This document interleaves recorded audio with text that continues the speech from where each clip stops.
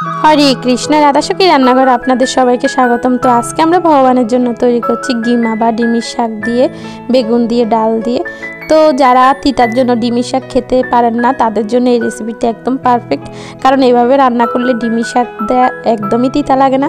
তো এখানে আমি বুটের ডাল নিয়েছি 2 মুঠোর মতো, আর কাঁচামরিচ নিয়েছি। তো ডালটা আমি এখন সিদ্ধের জন্য বসিয়ে দিচ্ছি। তো এখানে আমি জলটা গরম হওয়ার পরে এখানে সেই ধুয়ে রাখা ডালগুলো, কাঁচামরিচ আর একটু হলুদ লবণ দিয়ে ডালটা খুব ভালোভাবে সিদ্ধ করে নেব। তো আমার ভিডিওগুলো যদি আপনাদের ভালো লাগে অবশ্যই আমার চ্যানেলটি সাবস্ক্রাইব করবেন, লাইক দিবেন, শেয়ার করে দিবেন।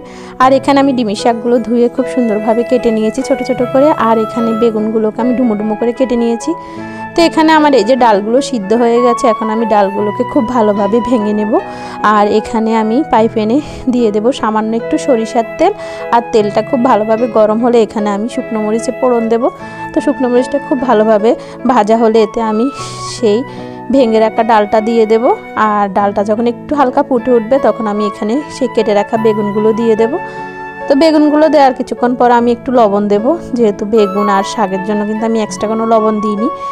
তো এরপর আমি এতে দিয়ে দেব সেই কেটে রাখা ডিমের শাকগুলো। আর এই রান্নাটার মধ্যে আমি কিন্তু এখন কোনো ঢাকনা ব্যবহার করব না, ঢাকা ছাড়াই রান্না করব, কারণ ডিমি থেকে অনেক বেশি জল বের হয়ে যাবে।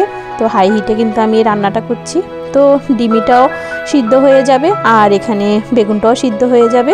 এই যে দেখুন কত জল বের হয়েছে। তো যখনই এরকম শুকনো শুকনো হয়ে কড়াইতে লেগে লেগে যাবে তখনই বুঝতে হবে যে শাকটা হয়ে গেছে।